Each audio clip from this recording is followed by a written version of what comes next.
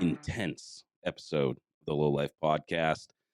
We got an interview with Jay over at Souls Custumz, but first, we got a little light housekeeping to get into. We got a show coming up. Well, not a show, a swap. We just came from a swap. We came from the La Spada Easy Coast swap meet. It was fucking awesome.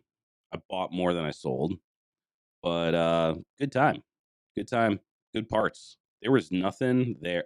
Every single table was just like badass chopper parts. Had a fucking good time there. Alex came with his humongous chair.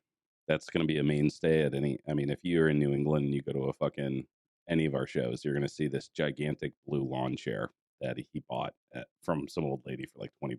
It's fucking hilarious. But yeah, dude, it was fucking awesome. Swap was awesome. We have a swap coming up mid-February, day after Valentine's Day. Remember that. I know you're not going to forget Valentine's Day. February 15th, it's going to be at the Harley-Davidson interim location. Oh, fuck. I don't have I think it's Bouchard Street or some shit. We'll throw up the flyers. You've seen it. It's free to vend, free to attend. You have nothing to lose. You got some fucking shit parts you want to get rid of? Set up. This place is like, from what I understand, is infinitely big. We're going to go hit them up. I actually haven't been to the location yet. So me and Dan are maybe next week or this week, we're going to head over there and just see. Like, we don't know. We got a lot of dudes actually hitting us up. Like, how big are the vendor spots? I have no fucking clue. But I will have a fucking clue once I go there and we can see the actual space. And we have a full list of vendors. So more information will be forthcoming. But again, we got about a month to go. It's the Lowlife Snow Life swap meet, February 15th at Harley-Davidson, Manchester. I believe it's 1 Bouchard Street. I don't know. Don't take my word for that. I'm fucking retarded. Anyways, so I think that's housekeeping, bro. Let's get into this motherfucking interview with Jay from Souls Custumz. Welcome to the show, Jay. Yeah, glad to be here, man. Pittsburgh, Pennsylvania is where I'm at. Yeah, that's we're both like right in the heart of it. We're pretty cool. It was really awesome of him to like hook this up for me. He just randomly came over and was looking at this thing and was like, "You ever done a podcast?" And I'm like, "No." I listened to them, but never done one. And he just got this all together for us. And it's really glad to be here, man. I listen to everything and really cool show. I guess how did you meet Josh?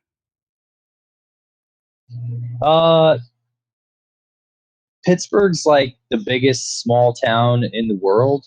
So everybody kind of knows everybody through somebody. And really, like, I liked what he was doing on Facebook, and I messaged him, and I was like, "Hey, cool stuff. You ever need anything?" And just kind of went from there. He hit me up to use my sandblaster. That's how we got cool. Are you from Philadelphia or yeah, No, I'm actually from Phoenix, Arizona, and I used to do tattoos.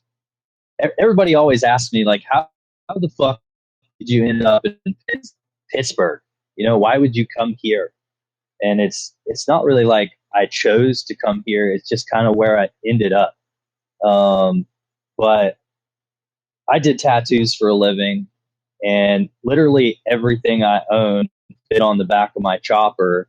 And I would kind of just like meander around the country going wherever the fuck I wanted to go, and came here to visit and got a girl pregnant, and I'm 18 to life in Pittsburgh. So yeah, Pittsburgh. That'll put down some roots, right? Just fucking just passing by, and then yeah, child sport, But That's awesome. Happen, honestly. So you were just kind of like wandering around, like fucking like a one of those shopping bags in the wind. You just fucking go from town to town, do whatever the fuck you wanted for a while. Said you packed everything on your chopper. You were just fucking. Yeah, so I had like a sporty chop that I got out in California and built out there. Um, and like literally, if it didn't fit on my bike, I didn't own it. You know, I had my space for tattoo equipment, clothes, some like very small amount of cooking stuff. I went fishing, you know, whenever I felt like it, caught fish, cooked it. I spent 10 years that way. You know, I slept on people's couches, you know, that I'd meet at like was working at or whatever. And then yeah, never really planted roots till I got here. I didn't even own a car until I was like 26 or 27 or something. I didn't own a car until, well, I had one up until I was 17, got a DWI, and then I didn't get a car again until I was 26 because they revoked my license indefinitely. Um, but it saved me. It saved me definitely. I think the only car I had was a 90s gold Kia Sophia that I got shit faced drunk and like rolled down a hill in San Diego and then just like ran away and left it there and never looked back. So yeah. Uh, Tell us the story. How'd you get into bikes initially? Like, was it like through family members, or did you just kind of like find it and latch onto it early in life? Or Like when my mom got with my stepdad, he restored classic cars. And you know, he would have me out there with him every day after school, every weekend. You know, if we weren't like working on the car, we'd be going to car shows. So I was like really into that whole scene, you know. And one day he bought me a mini bike, and like that's what did me in, you know, is I got addicted to two wheels. And because I was a young kid and I was like trying to hop up this Briggs and Stratton motor to try to go faster on something that barely even had a brake, you know. So uh yeah, I learned a lot of what I know now from then, but I think that's what did it, you know, that you, when you got that mini bike, how old were you? About probably like 9.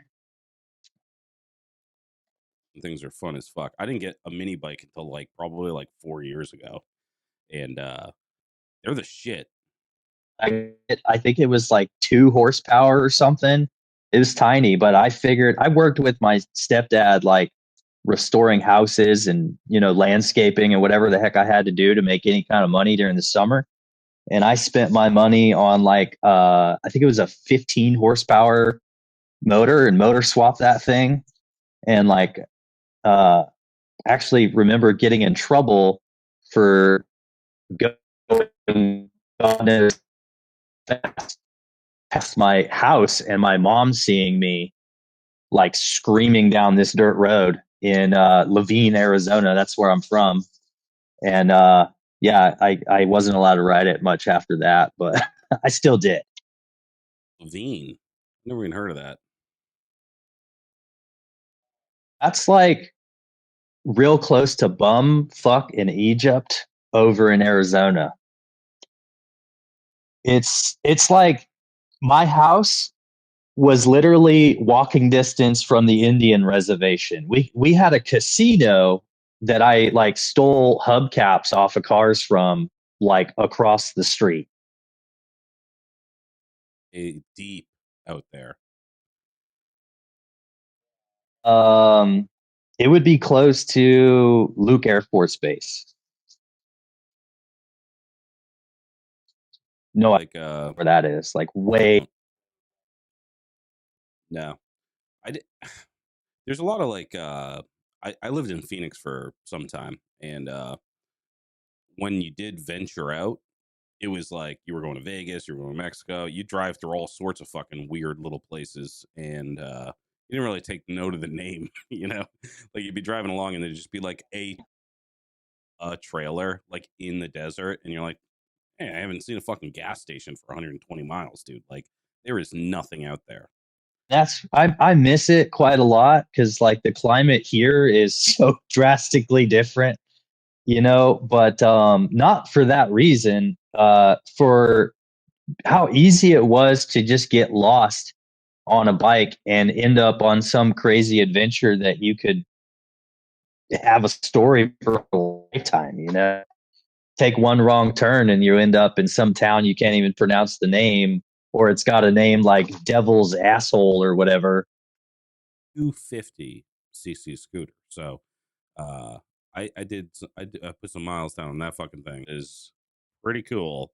But yeah, you could just fucking. I mean, I loved riding year round, and I dude, you could take that thing went fucking 60 miles an hour. I'd take it on the highway and shit.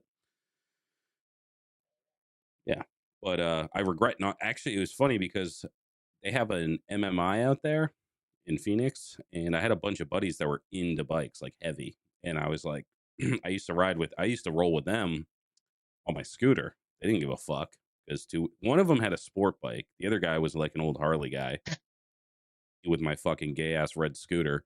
But yeah, dude, it was fun just cruising around out there because you could just get on a road and fucking go, and it's flat, and it's straight, and it's dry, and it's warm, and it does suck in the summertime because it gets so fucking hot. But yeah, dude, Arizona's awesome. It's actually a really good location, like in the United States, because it's proximity to all these different like Vegas, California, Mexico, Grand Canyon, obviously, shit like that. But yeah, it's weird. I always wonder how people like end up out in the middle of nowhere there. Like, how do you even end up in Laverne, fucking Arizona? Do you grow up out there and start a family? Sisters they live in a town called Bisbee, Arizona, that is like really close to the border of Mexico. And the only thing that town is known for is like 200 years ago or whatever, there used to be the biggest copper mine on the planet, like hand dug, you know, and That's fucking nuts, dude. Hand dug, like dudes with shovels and shit. you can drive right by it. It's coolest fucking thing. Like they're like, yeah, there's a bunch of copper we think underneath us, and we're gonna need you to start digging. Dude, I dug a trench like to put some shit pipe in. It took me like a week. Like I don't know how motherfuckers are digging mines with shovels, dude.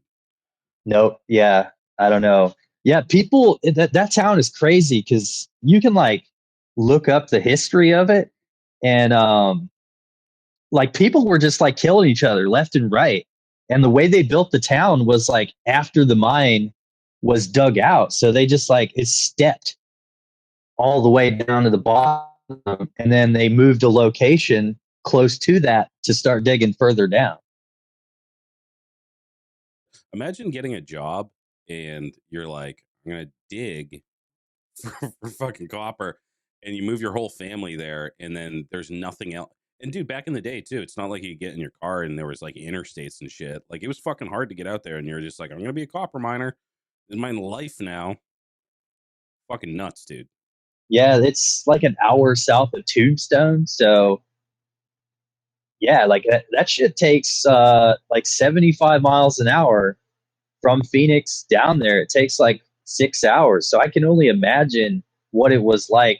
And I mean, I kind of love the idea of it, like the Wild West cowboy stuff, but I can only imagine what it was like trying to go from one city to another and then getting there and it just being like not great. Um, so all right, so you were just bumming around. You got into mini bikes first. What was like your first real bike, like road bike?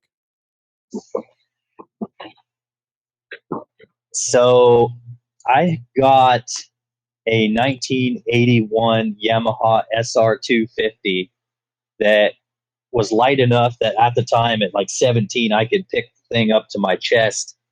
And I hopped on that thing and went all the way to San Francisco. It like legit downhill speed was 70 miles an hour and weighed absolutely nothing. And I'm like trying to go cross country with the thing. It was King Queen single cylinder thumper. Um, not so great of a bike, but I loved it. You might be tall. I can't tell if it's just the camera angle.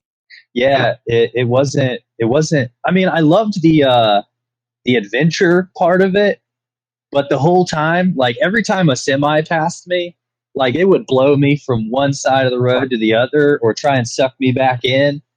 It wasn't a roadworthy bike. Like cruising around town, sure, great, but I bought the thing, didn't have any money, you know.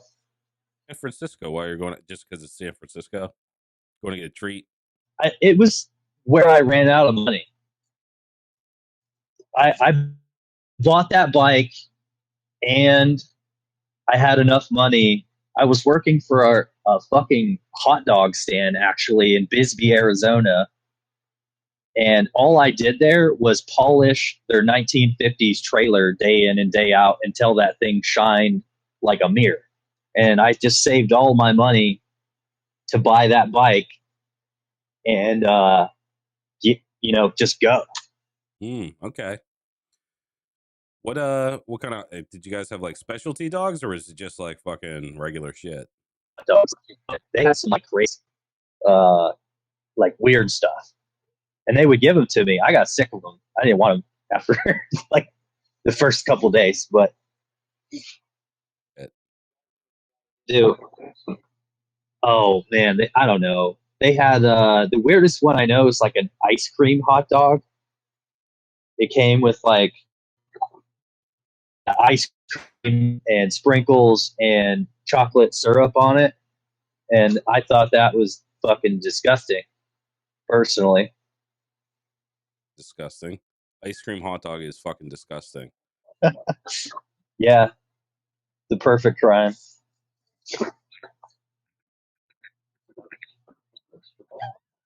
Yeah. But I don't know. That place was popular. All they did is fucking hot dogs. That's it. It's probably no. All I did the entire time I worked there was fucking polish that trailer. Or was there someone else manning the hot dog stand and you were just polishing? They bought that trailer and then like restored it, put a little hot dog stand inside of it. But mostly they just sold the hot dogs like out of the building it was next to. But I guess they were like, oh, we'll just make it easy for people so they can just, if they want a hot dog, walk up to this trailer, get a hot dog, and then drive off. I had aspirations of making a hot dog stand. I think it's a cool little side hustle. I love hot dogs, but I ain't putting fucking ice cream on them. Yeah, I had a lot of really odd jobs over the years. But that one's definitely like way at the top of the list. Jobs, what other odd jobs are you talking about? Like seasonal farming was one of them. I was a truck driver. I was a heavy equipment mechanic. I worked on school buses for a short time. All kind of stuff. Whenever I wasn't like really doing great at tattooing money wise, I would go get some random fucking job to kind of like learn some random skill. That's honestly how I think I learned most of the stuff that I know now to do what I do now. Random odd job. Well, I had like most of my arm done from like here to here at like 14. And a buddy of mine we called him Claypool, was doing it, and I was like, I could fucking do that because he was making like a killing, and I was like, I could fucking do that, and I just did it, and I was pretty good, but not like these artists now. You know, like I just did like neo traditional, old school tattoos, like walk in street stuff. You know, and yeah, I mean, everybody's always wants a tattoo. You can trade for shit. Do you still do like a little bit of tattooing on the side, or is it just? I mean, do you have a setup? have the stuff, but I am so fucking busy running this company and trying to grow and making things happen. Like I've got so many fucking irons in the fire doing what I'm doing now. Like every once in a while somebody will hit me up, but I'm just like, nah, I'm good. I don't want to do it. Retired. And yeah, that's good. Did you didn't do like a traditional apprenticeship? You just been kind of learned, and then you can just do it whenever you want. But did you ever have a shop or anything? No, I just kind of figured it out. You know what I mean? I mean, it was really difficult. Like the first couple years, like really were really hard to fucking learn. But like, I mean, I was always drawing and doing some sort of art, so it kind of came natural once I figured out the machines. Uh, tattooers nowadays they have these like crazy machines. They're like wireless and stuff. I don't even know how they work. But did you learn on a traditional like tattoo gun? I was loyal to the coil, man. I didn't want to use any kind of fucking electronic rotary machine, none of it. I was just like old school all the way. I still am, I think, with bikes even. I see these dudes that they have like Bluetooth foot pedals and shit. Yeah, the technology is like so like even in the last 10 years, like I look at these tattooers now and I have no fucking clue how I would even attempt to do what they're doing with just the technology and like needles, you know, and sterilization and like power supplies and everything like has boomed so crazy over the last 10 years. Like I couldn't even fucking keep up. I would have no idea. You know, I commend the people. There's some great fucking artists out there. Like good for them, you know. Definitely like you know, if you have all this like sweet technology, like dude, a fucking Bluetooth fucking like foot pedal and shit. I mean, maybe that was some fake news. I don't know, but I saw it online somewhere. Never seen one in real life. But the shit that these kids are putting out that they put out is like they're really talented. When I was getting tattoos, everybody sucked. Nobody could draw.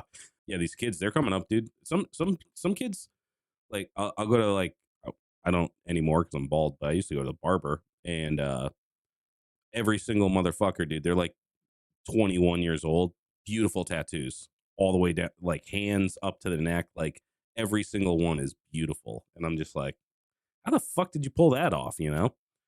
By the time I ran into anybody that was like really good at tattooing, I was already mostly covered.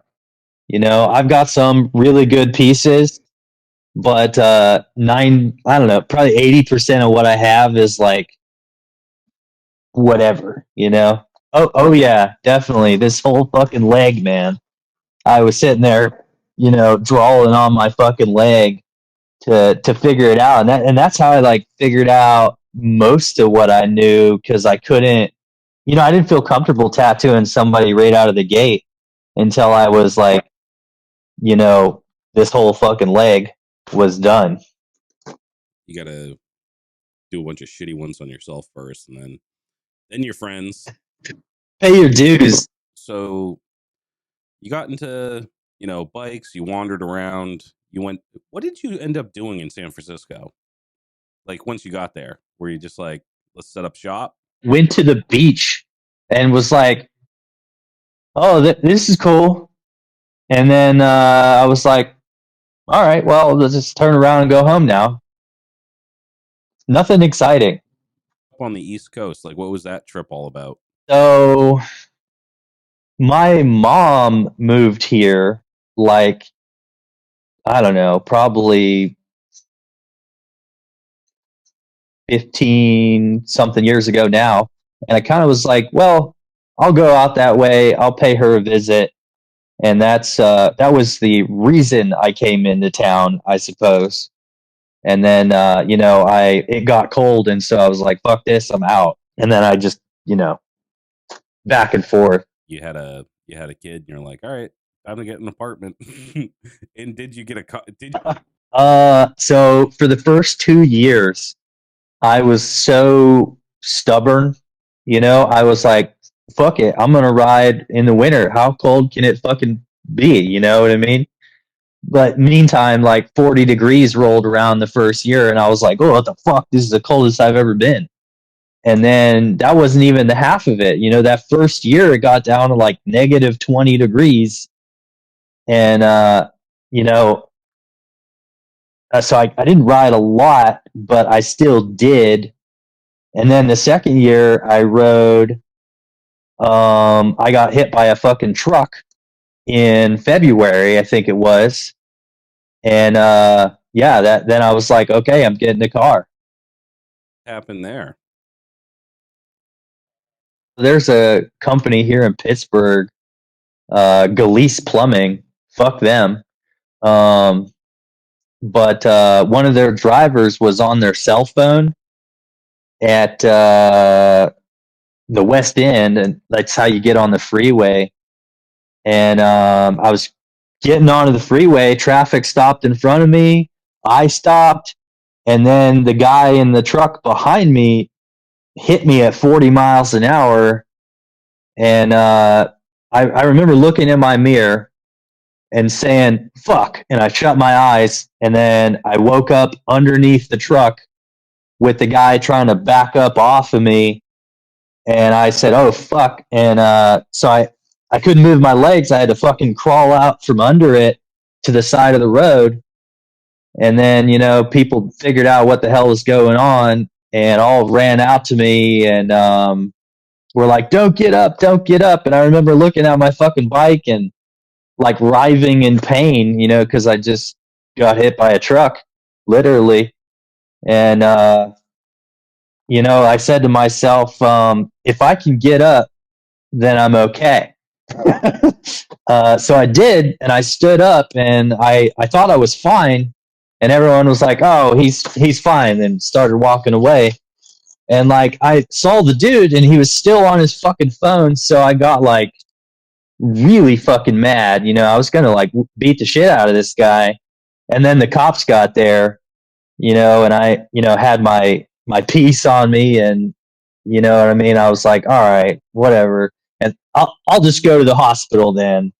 But I was so mad. Like the dude was like still in the fucking road. I had to grab my bike, pull it off, and drag it off the side of the road, which I think I still have pictures of somewhere. It literally bent the seat that I was sitting on in half. It was crazy.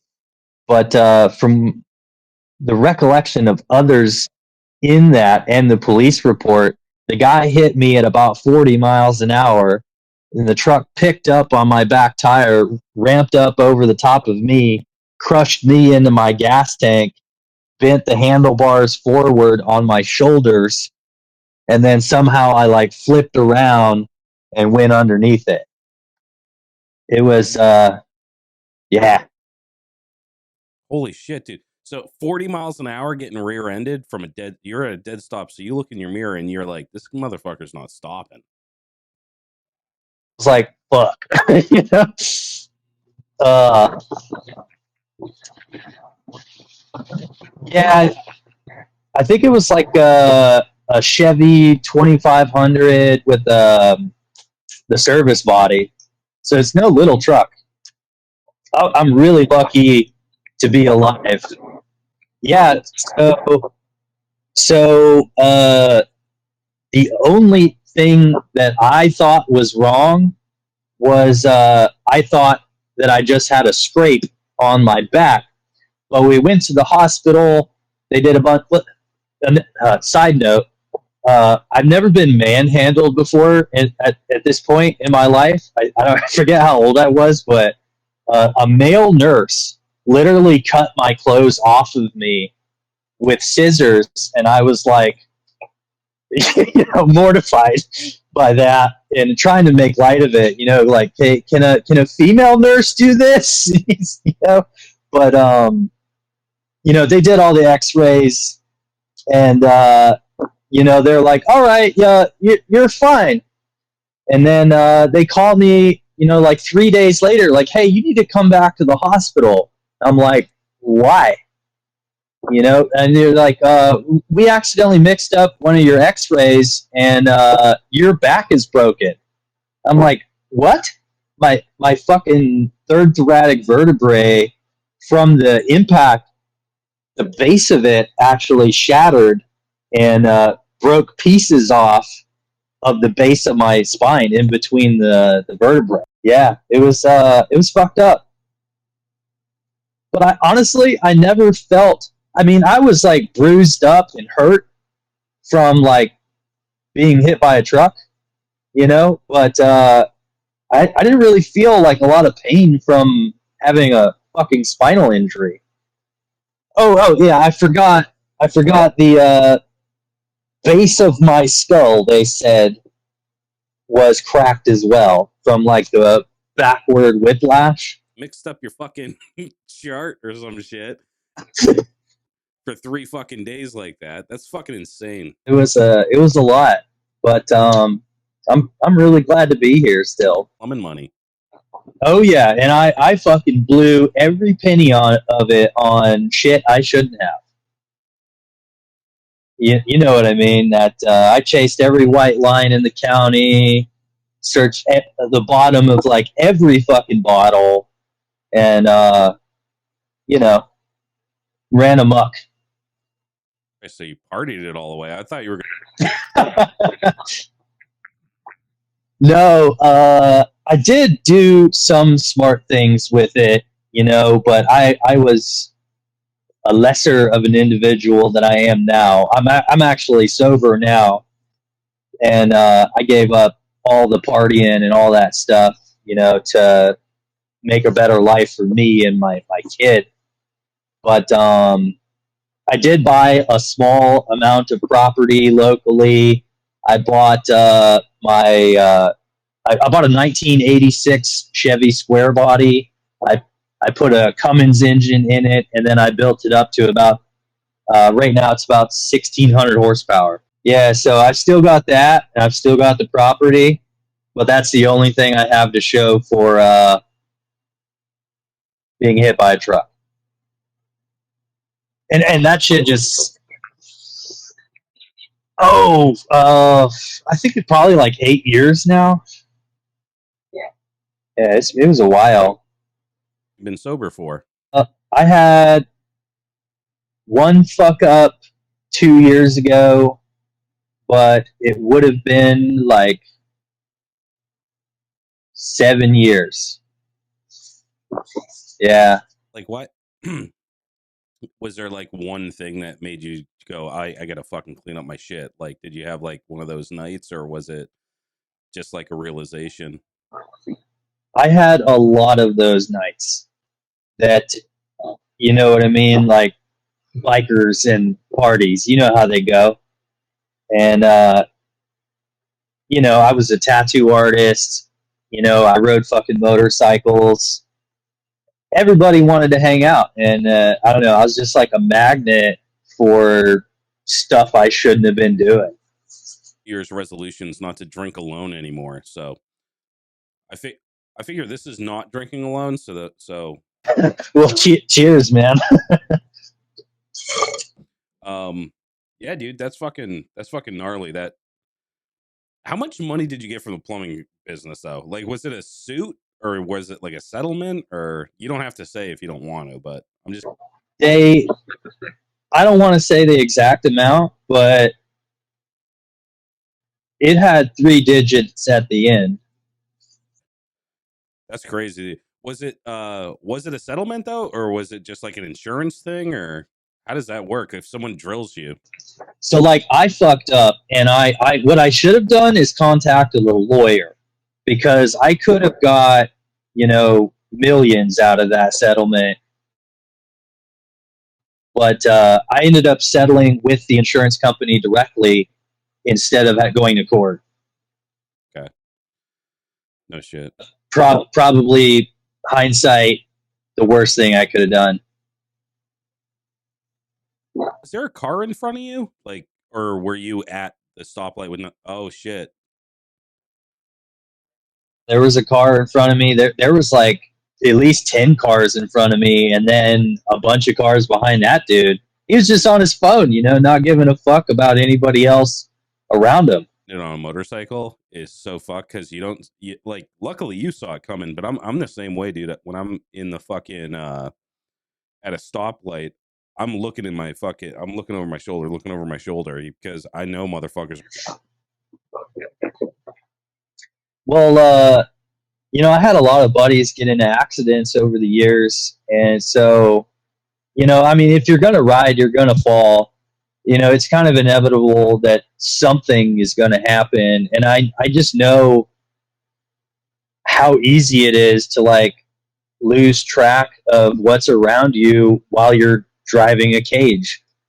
Like when I was a truck driver, like I saw all kind of crazy stuff like out there with just dumbass accidents. Like even on my way to work today, some fucking guy wasn't paying attention and nailed the fucking bridge that he was driving next to. Yeah, I try not to, but it's tough. It's tough not to not to look at that motherfucking thing, because it's up there. It's like, it's like front and center, but definitely like around here, you're pretty safe. You usually don't see a bunch of motorcycles out in February, but maybe that's what maybe it was in 40, it's -40 out, and he was just in shock. Maybe he wasn't even on his phone. Is this like, is that a fucking motorcycle? No way. And but I don't know. Yeah, in his defense, I probably was the only motherfucker out there because it was like 20 degrees that day. And I was like, yep, going to fucking work, and bam. Let's talk about Lost Souls Custumz. How did that get started? What's the story behind that? And what do you do? So ever since I had that mini bike and, restoring classic cars with my stepdad, like I've always had the dream of owning my own shop and kind of like getting to build whatever the fuck I wanted to build. And it literally took the world ending as we know it for me to get my shit together. And during COVID 2020, I legit had fucking $1,200 to my name of that government money. And, I said, fuck it. You know what I mean? Like the world's fucking fucked up. Like who knows? I could, get hit by another truck or get COVID or what the fuck ever. Time is limited. I have no idea how much I have left. And I want to go live my dream, and I'm going to do it with this little amount of money. So in Homestead, Pennsylvania, which is a couple miles up from where I'm at now, I got a small shop next to a pizza shop that was like $600 a month, and it was like small as fuck. I gave up my apartment. I moved in there. I had no clients, no nothing. All I had was like a couple tools, like basic shit, And yeah, I moved in there and I fucking, like started working social media and trying to fucking do everything that I could to motorcycles to build a better life. And like luckily things really, really took off really, really quickly. And the first year, like I was lining bikes up out that place out the back where I couldn't even fit all of them inside. So I had to get like tarps and stuff to keep these fucking bikes like covered out of the rain and shit. To fucking, keep up with like the amount of clients that I was, having bring bikes. Cause it like turns out I was really fucking good at what I wanted to do. And I did that at that shop for about 2 years. And then I was like, I need more space. I can't keep fucking going this way. It's only going to do me a disservice. So I moved like literally a block away, stayed there for 6 months. And then I got this 5,000 square foot building with another 3,000 square foot lot, which I rent.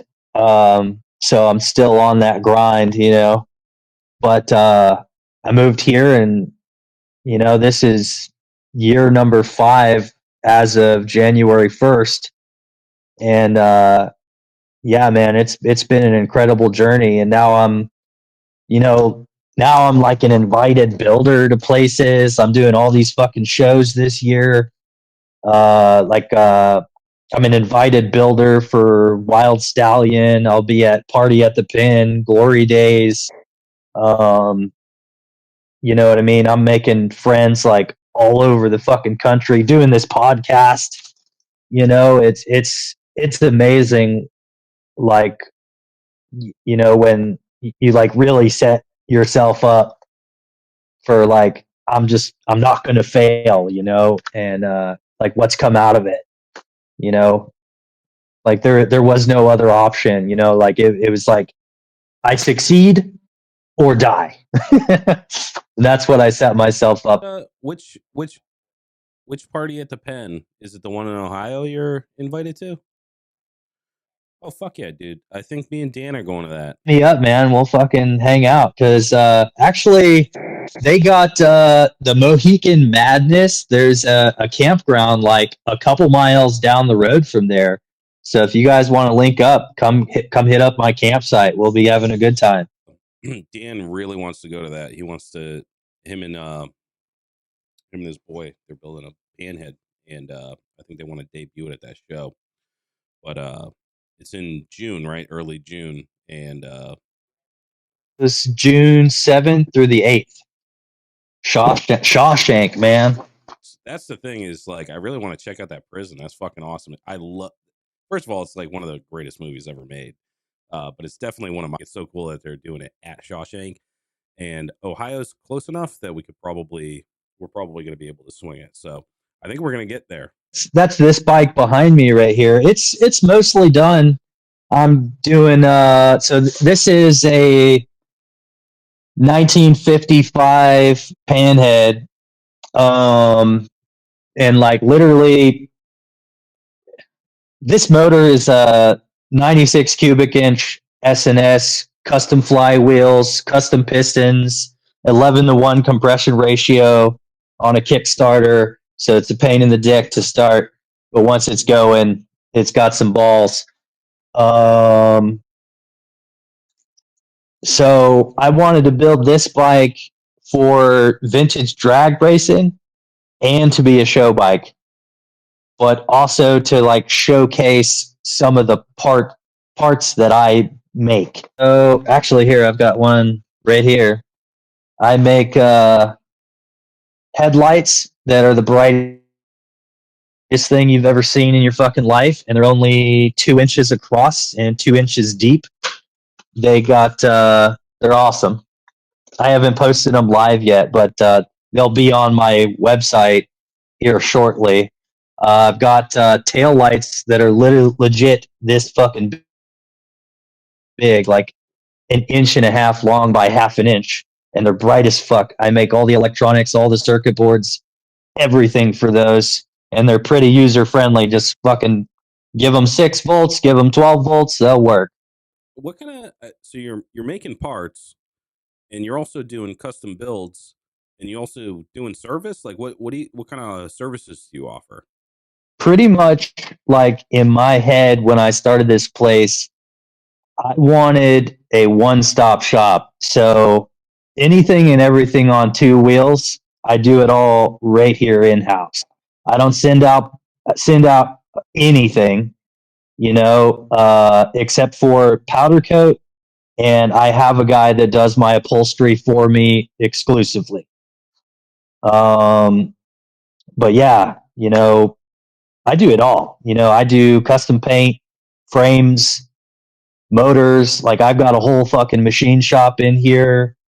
I've got a body section, you know, everything, anything and everything that you could possibly need on a motorcycle, you can get it done right here. All makes and models. You'll do Jap bikes, American bikes, fucking new, old, whatever. I'm more swaying towards classic American motorcycles, Harley Davidson repair, and just like choppers and bobbers and stuff. Because I'm getting to the point where I'm like so fucking busy, I need to be a little bit more selective. But if somebody locally needs some help with something, like most of the shops around here, they got a 10-year cutoff limit, and I'm not going to just abandon those people because they're bikers too. You know, Just 2014, 2015. That's fucking new. you just won't fucking touch them. Like even the fucking Harley dealers, they're like, "Oh yeah, we won't touch your fucking 2014 Harley." So, Oh, dude, 2014. They won't touch 2014. That's nuts.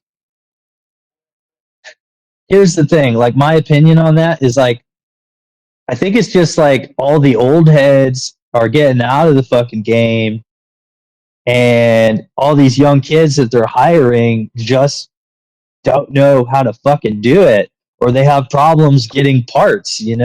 But like I don't understand that part because I can get fucking parts from like 1920s without a fucking issue.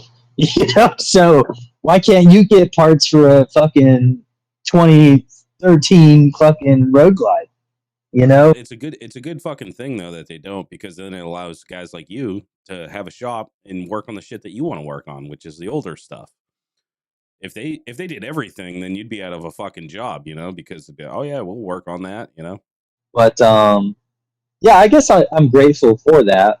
But I just thought it was silly. Really, that's, I don't know. Maybe I'm feeling fucking old, dude. But like 2014, Honestly, man, that shit feels like it was like a week ago. I don't know. Like the older I get, I'm only 34 years old, but the older I get, like the early, like I don't know, the time just moves crazy for me.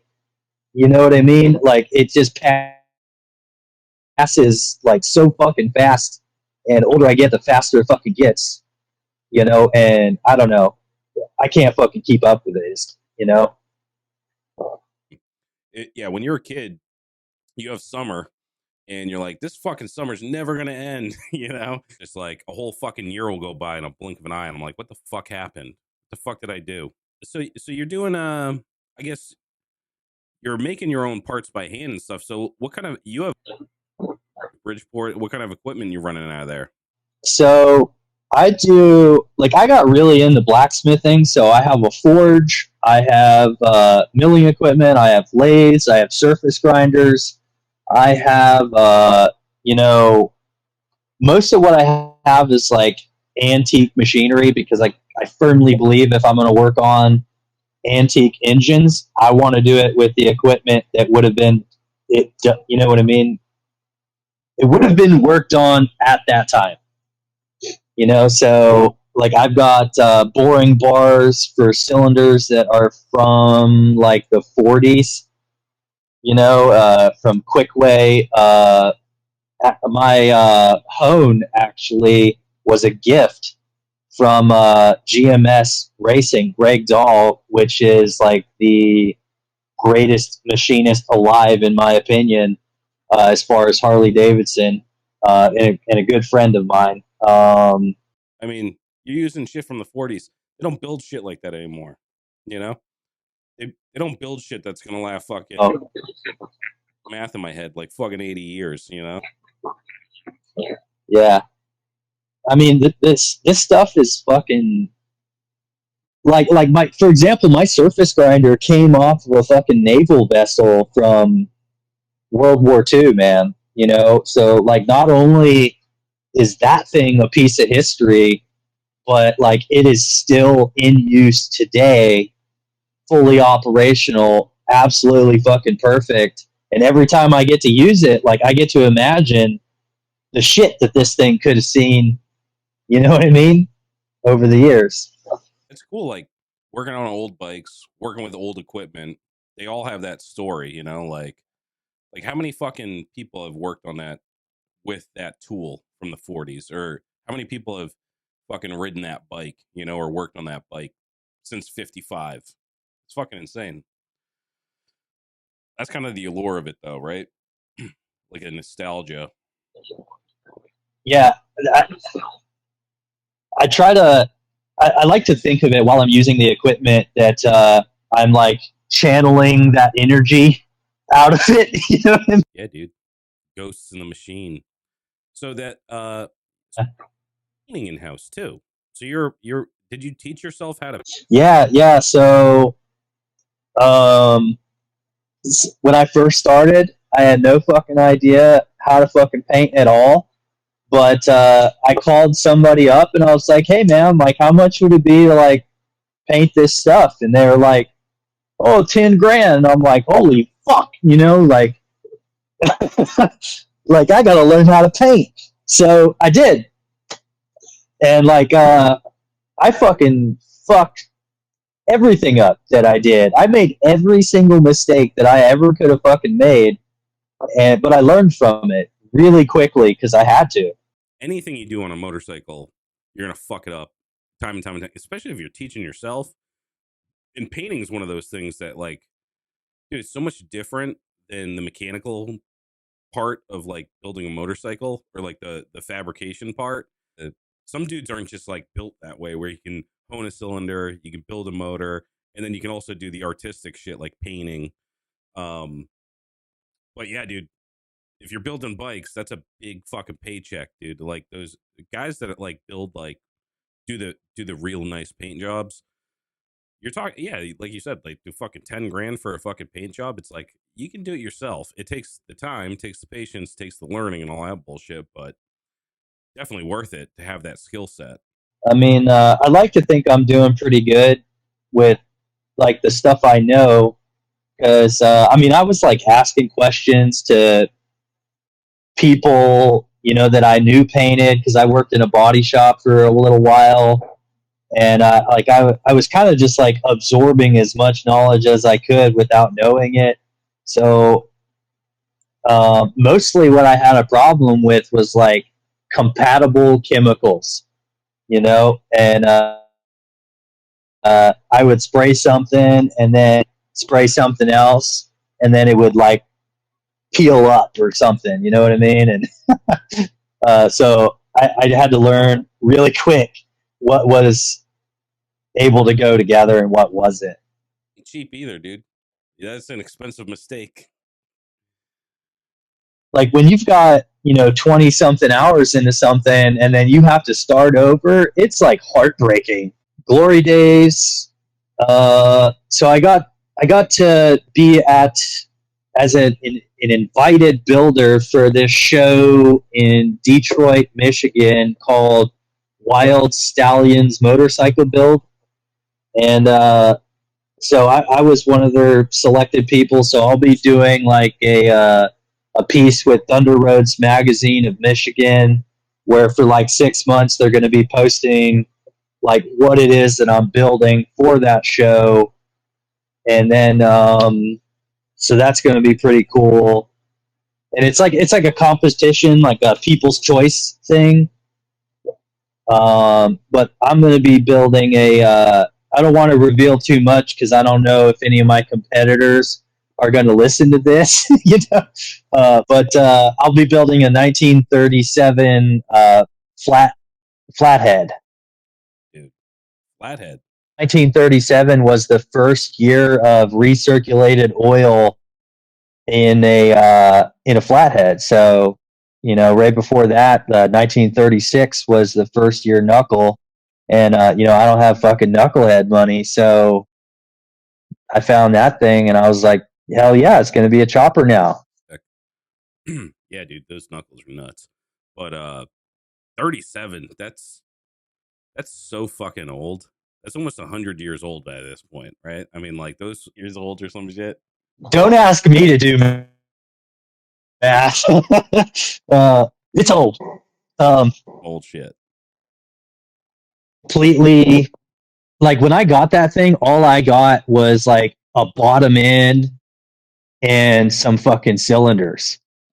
So like I had to find cams, heads, valves, everything. I had to find every single piece in it. And like along the way, like I knew I'm going to need a machine to do this. So I would buy the machine and then learn how to use the machine. And you know what I mean? Like when I got that motor, I had no intention of like ramping up my business, but I have an addiction to Facebook Marketplace, and I absolutely refuse to pay somebody else to do what I could learn.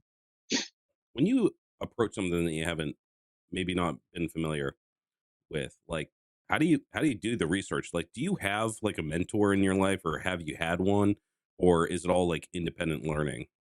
Like most people go home and they turn on the TV and they fucking become a zombie. Every single day I go home and I turn on the TV or I open my phone or whatever the fuck it is, and I study. I try and learn. If there's a topic that I'm even remotely interested in that I think could benefit me or my company or help push my family to live a better life, I'm going to absolutely obsess about that topic until on paper I know everything there is to know about it, and then I try and put it into practice with some Facebook Marketplace find or something. Dude, I'm the same way. Like we were talking before we started recording. Like I just got a bunch of recording equipment. Dude, it's research is hard. Like even with the internet now, like I don't even know how. Like you'd have to have a mentor back in the day or someone to show you the ropes. But like nowadays, you just go online and it's just like, dude, fucking hours going down little rabbit holes trying to figure out how shit works, going on fucking dead forums and threads and shit, and then you finally figure it out. And in fact, I in tandem, I'm trying to figure out all this fucking shit about like how this audio shit works. Downstairs, I'm building a live edge table, and I'm like, oh well, how do you remove the bark? What kind of stain do you use? This is kind of wood it is. Like, what kind of legs do you use? Like, and that's yeah, same dude. I do not turn on the TV at night. Like, I don't sit down and watch fucking show, dude. Who has time for shows? Who's watching shows? Fucking bandwidth to just watch bullshit?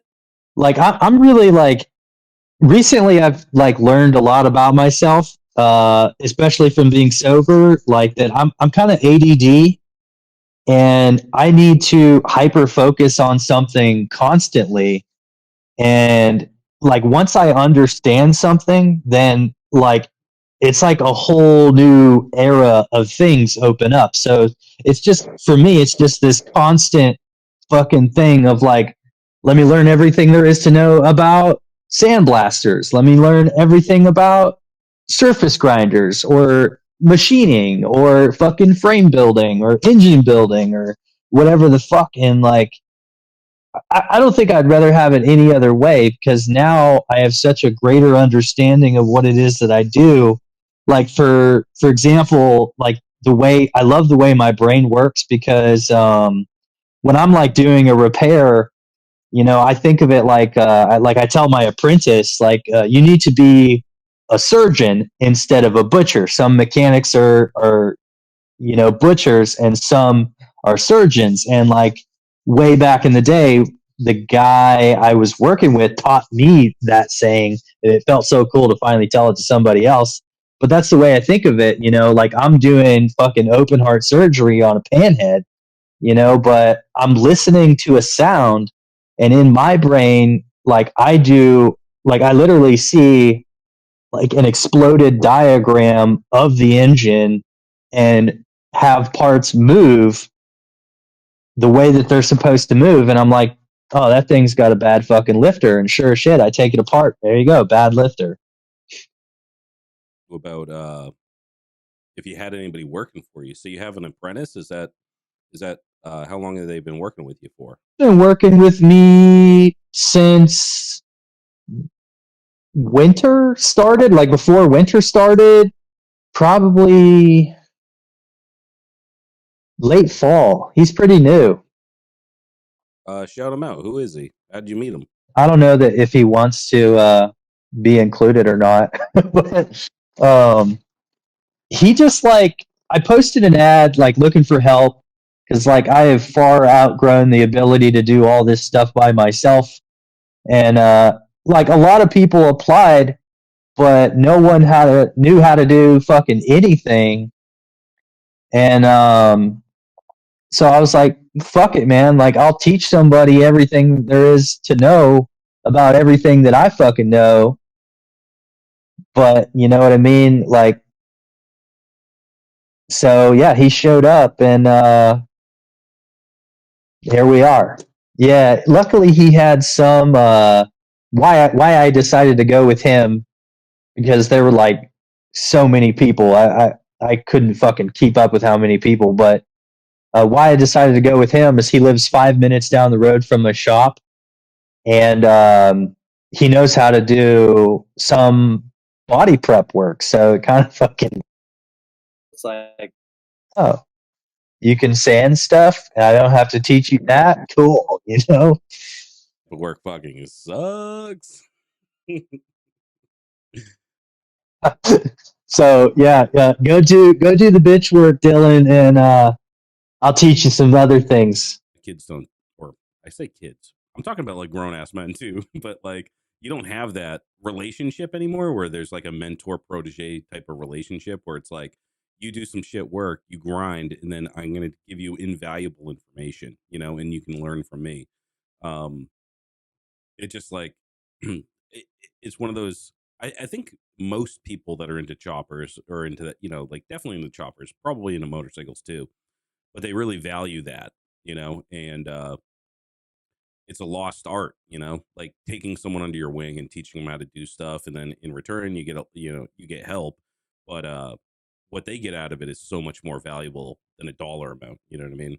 Yeah, like I like to look at it like nobody like I felt like I was such a piece of shit and like back in the day that like nobody gave a shit about me, so I had to fucking learn everything that I know now by myself. You know, and sure, I had help along the way where I learned one bit of info from this old guy or whatever, But there was nobody there to show me and take my hand and say this is the right way to do it. You know what I mean? But there's 10 different ways to skin this fish, so you got to adapt this thing to you. Um, and being a parent, I think of like Kung Fu Panda now, but, where he's trying to teach all these other pandas how to be pandas or Kung Fu or whatever. Anyway. He wanted an old dude to show me like old motorcycle shit. Never found one. I had to learn everything the hard way, but definitely like making friends and learning from people that like know paint or know welding or know this one thing that they can help you out with. Definitely helps to have that lifeline. Yeah, and I feel very blessed to be in a position that I am now because I actually do have some friends, where I can call them and say, hey, like, what do you think about this problem and how would you solve it? And to have some sort of backup, it's pretty cool. It's like the journey from starting a business to now, like how much did you learn about the business aspect? Like, were you prepared for that? For when I started, I was just like, yeah, I'm gonna fucking build choppers and do whatever the fuck I want, and I'm gonna go ride them whenever I feel like it. But the idea of it and the reality of it, it took a lot of personal growth and looking at like who I was as an individual and growing up from that idea. You know what I mean? Like, the person I was when I started this compared to who I am now, completely different individual. But it's a fucking struggle, like constantly. It's hard, you know. Like you feel like you're gonna quit sometimes, and you know, like none of that ever goes away, but it does get easier to deal with. And like year 5 now, things are starting to be more clear. And because of that clarity, I think that's why I'm starting to see a lot more growth. But yeah, it's a crazy journey. It's definitely not for everybody. You know, you gotta have some fucking mental toughness for sure.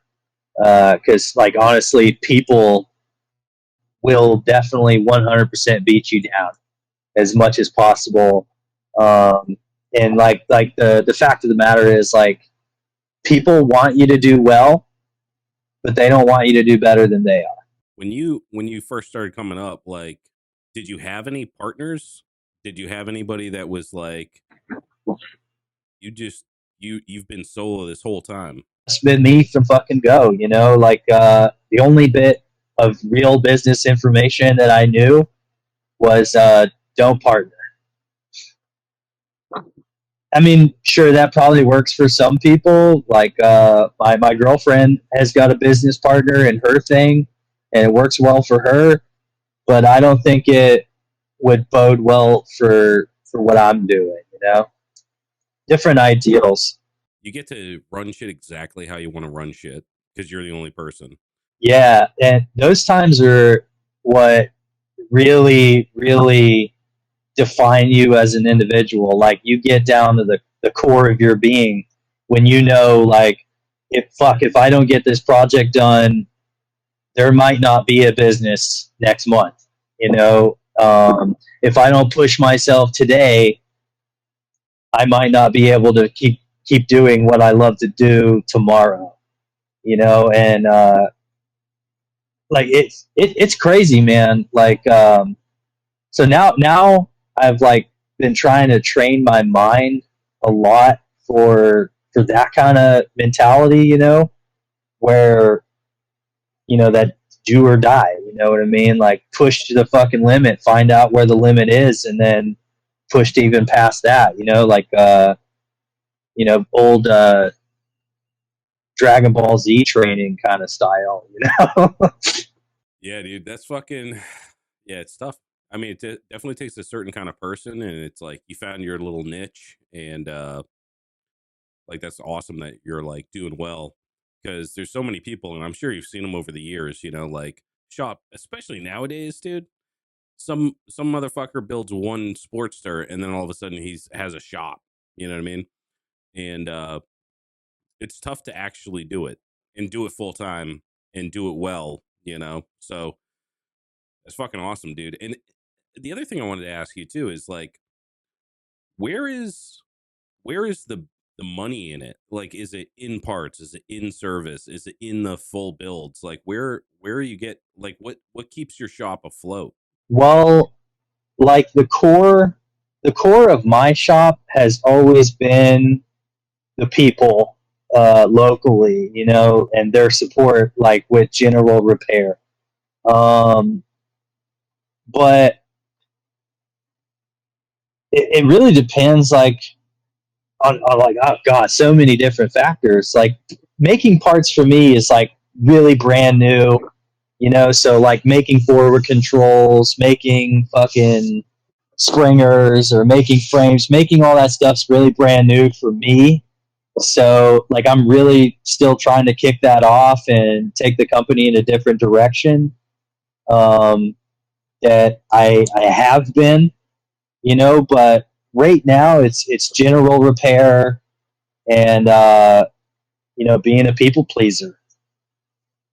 Art stuff like you said you build springers and stuff. Are you doing this like commission? Like someone can reach out to me like, yo, I want this at this spec, and then you'll build it? So what I would really like to do is have like stock parts that are custom, like my designs, like my twists, my my everything that somebody could buy off of a shelf. But if somebody wants something made and they're like, "Hey, I want a fucking 6 over fucking Springer with like like Rubik's cube twisting on the fucking down tubes or whatever," you know what I mean? I can make it happen for sure. So, commission builds, stock parts, whatever you need, I can make it happen. Cube shit is fucking wild. That's some blacksmith shit right there, though. I'll have to show you some of the stuff that I'm capable of. It's pretty cool. So my personal favorite that I just started offering on my website is it's called Dragon Scale, and it's I don't know if you've ever seen it before. I'm not the creator of it. I just like it and do it. But I make Dragon Scale foot pegs, and it legit looks like a dragon's tail. You know what I mean? And I can do that in a square or a taper or whatever. So you're still firing up the forge and shit. Like you'll do some heady blacksmith shit. I've got a pretty hefty anvil. I mean, it's not as big as what I would like, but that's what she said. But I fucking love what I do, man. I love every part of it. I love painting. I love fucking hitting hot steel. I love welding. Like when I come up with something in my head, like I just gotta fucking do it. I can't stop it. You do a little bit of everything, and like blacksmithing, that's its own thing. Like you need a huge skill set for that. Painting, huge skill set for that. Building old motors, huge skill for like, and you're putting them all together, and you're doing what you love to do, and that's fucking awesome, dude. And yeah, man, I really want to get out to. I really hope that we can pull it off and get out to fucking Shawshank and hang out. And in fact, I might be going to Glory Days too. I don't know. I got to get my my schedule together.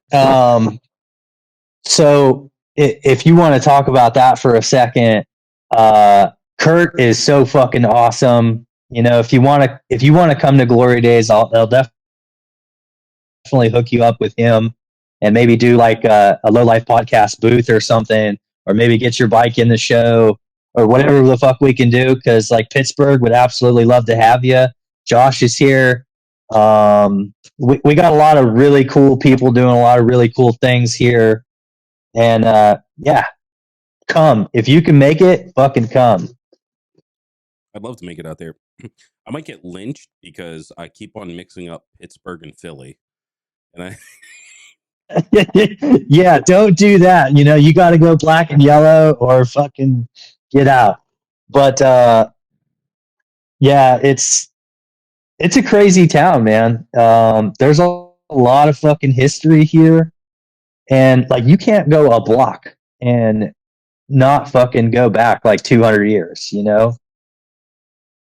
I think that's the coolest thing about the East Coast is just everything that fucking happened, over the years.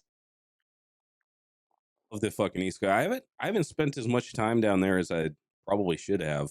I did have some family down there. I did spend a little time. They got weird liquor laws there.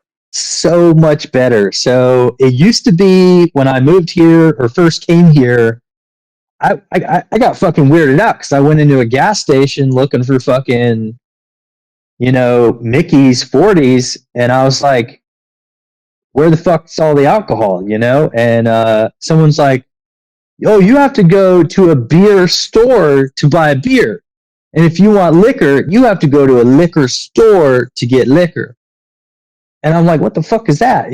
Like, that's stupid. Rate it by like alcohol content, So like you can go to a gas station now, but here's the weird thing. If you're going to go and pick up like some alcohol from a gas station, you have to go to a very specific register to check out that alcohol because they can't, I don't know why, they can't like serve it at all of the registers. They can only serve it at one register. It's some like weird back assward law that's just like made it to 2025. Like a politician came up with that. Like, dude. Yeah, I remember when I went down there, it was like to get beer, we had to go to the beer store, and then they didn't like sell 6-packs or 12-packs. You had to buy like a whole fucking pallet of it. Like you had to buy a lot of it. I was like, what's up with that? Alcoholism is a problem here in Pittsburgh, so You have to get 24. You can't get 6. yeah, it's been a good town. If someone wants to, let's shout them out. So, if someone wants to get a hold of you or someone wants to buy your parts, where can we find you?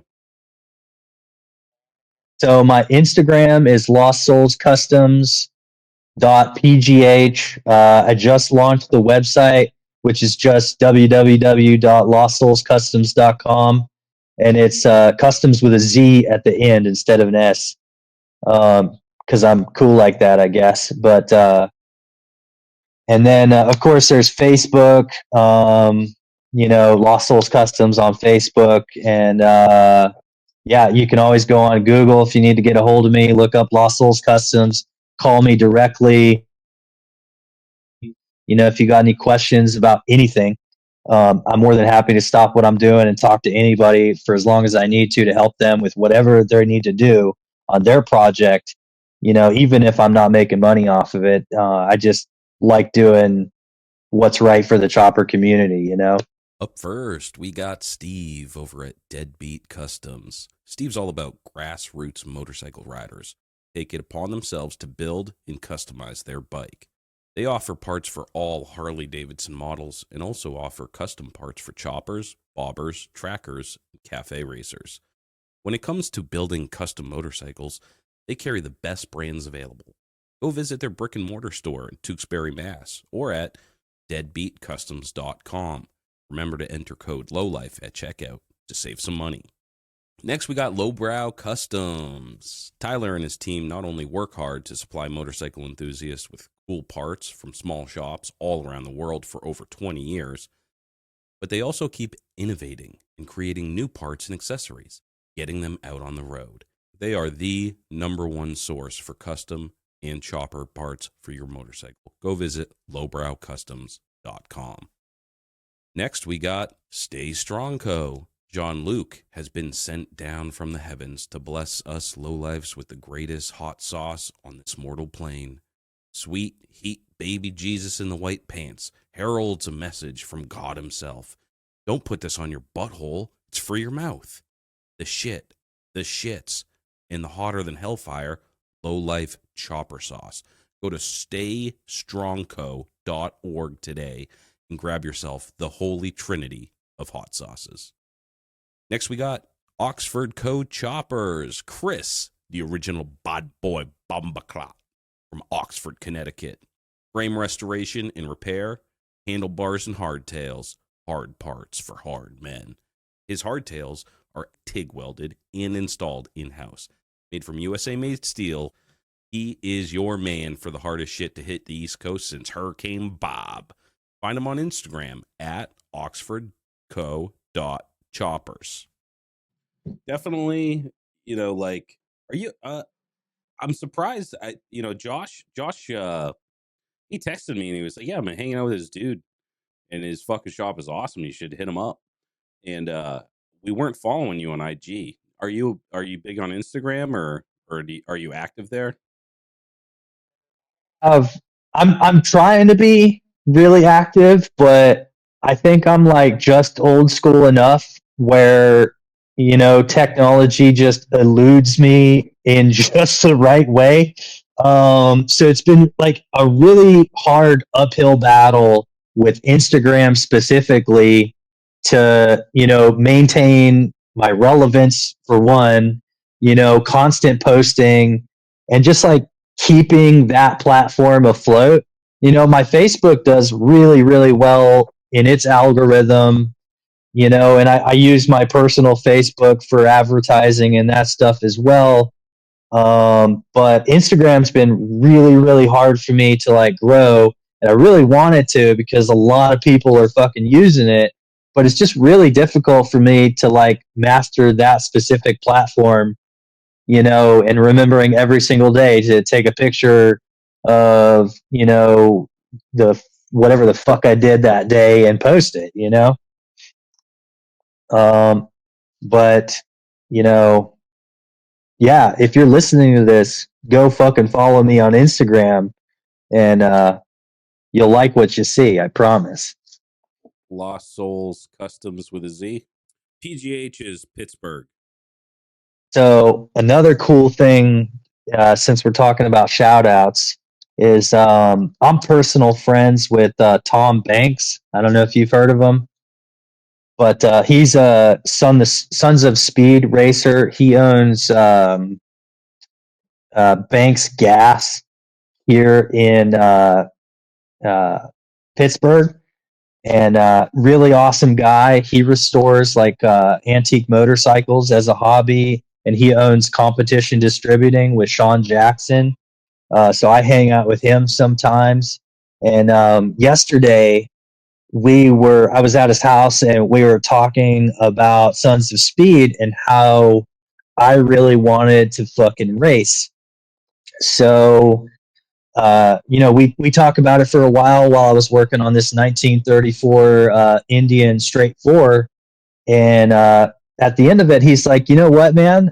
You get the bike together, and you're fucking in." So yeah, this year, if I can fucking get some kind of sponsors or something, and get something together, like I've got the fucking motor, but I can be a Sons of Speed racer this year if I could get some sponsors. So if anybody listening is interested in sponsoring me for a Sons of Speed race, or you got a business or something, and you're interested in that kind of thing, hit me up because I need some help to get this thing going.